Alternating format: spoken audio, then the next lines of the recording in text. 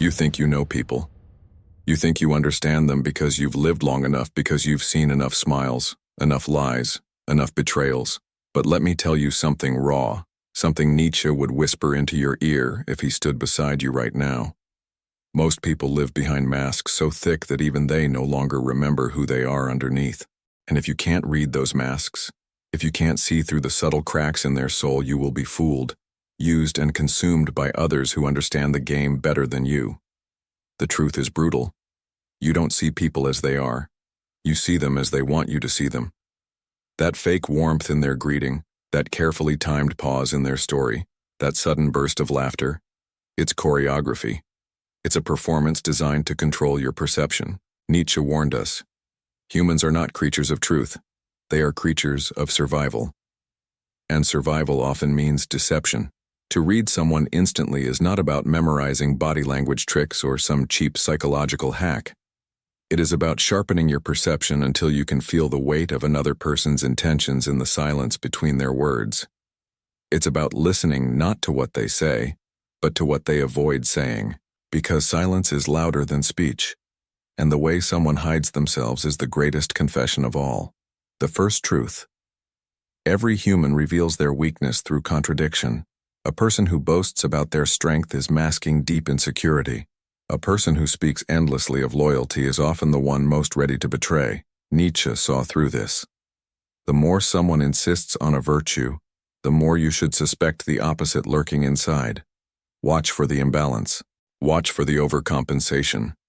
That's where the truth bleeds out. The second truth. People are mirrors of their desires, not their words. Look at what consumes their attention, what they cannot stop returning to. Do they gossip? Then they hunger for relevance. Do they criticize others constantly? Then they are starving for validation. Do they obsess over money, status, or appearances? Then you have already glimpsed the emptiness driving their existence. Forget the excuses they feed you. Desire unmasks them more honestly than any confession. The third truth. Resentment never hides well. You will see it in their eyes when success touches someone else. You will hear it in the faint hesitation before they congratulate you. Resentment is the poison of the weak, Nietzsche said, and the weak carry it like a secret shadow. Learn to feel it. If someone cannot celebrate you without restraint, they are already rehearsing the moment they will betray you. The fourth truth. Strength cannot be faked for long. Anyone can pretend for a night, for a season, even for years.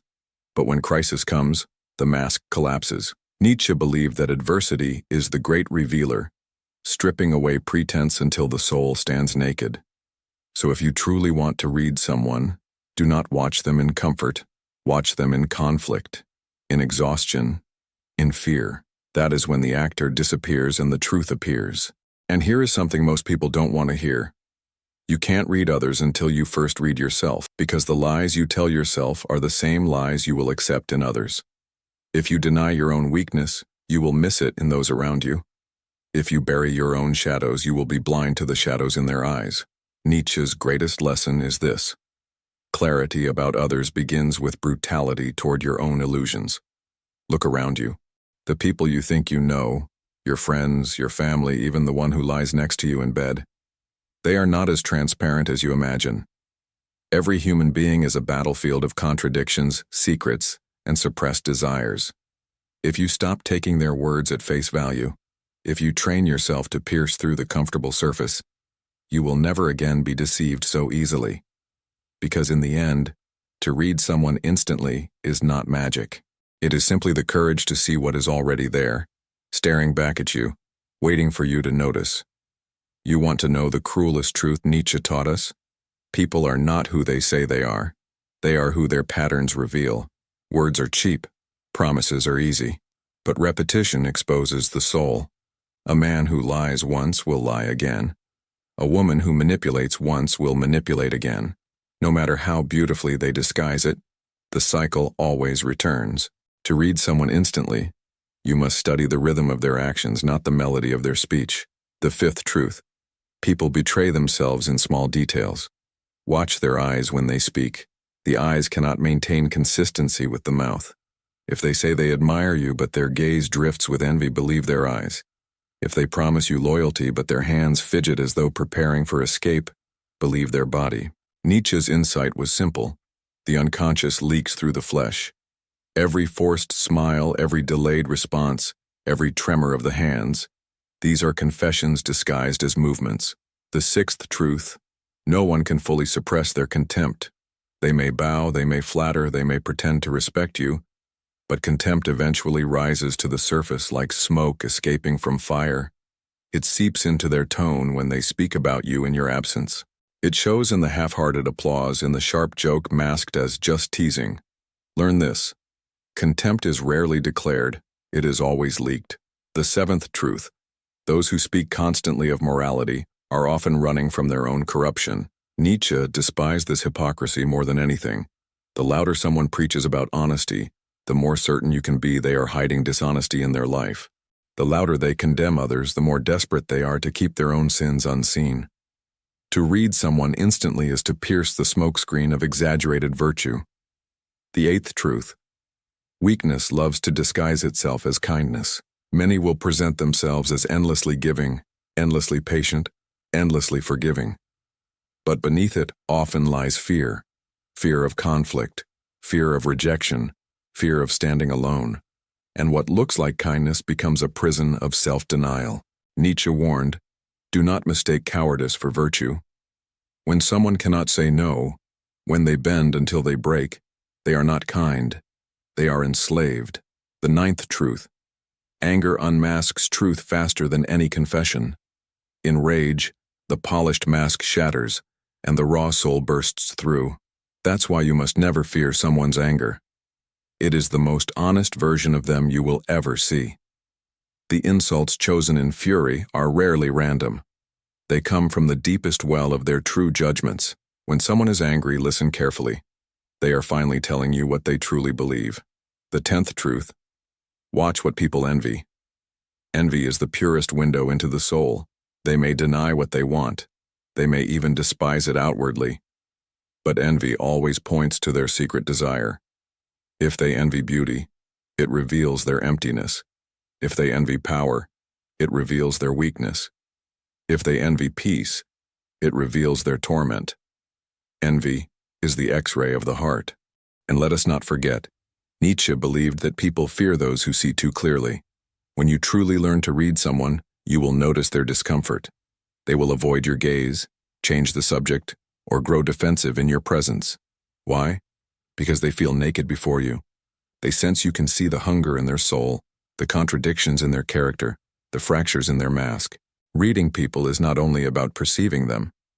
It is about enduring the loneliness that comes when others realize they cannot deceive you. The 11th truth: loneliness is the price of clarity. To see people as they are means you will lose the comfort of illusion. The friends you thought were loyal will reveal themselves as opportunists. The family you thought understood, you will prove to be strangers, and many will hate you for noticing too much. But Nietzsche would say, better to stand alone in truth than surrounded by lies. So, let me ask you, are you ready to see people as they truly are? Because once you do, there is no return. The world becomes sharper, harsher, yet strangely liberating. For in the ruins of falsehood you finally build relationships not on illusion, but on raw, undeniable truth. The 12th truth: every person carries a shadow, and most of them spend their entire lives denying it. That shadow is the collection of their fears, their forbidden desires, their unspoken rage. Nietzsche believed that to truly see someone, you must notice what they fear in themselves. What do they mock in others? What do they avoid talking about? What do they condemn with excessive passion? That is their shadow screaming to be noticed. To read someone instantly is to recognize that their judgment of the world is nothing but a mirror of the war they fight within. The 13th truth: gratitude cannot be faked for long. A grateful person glows differently.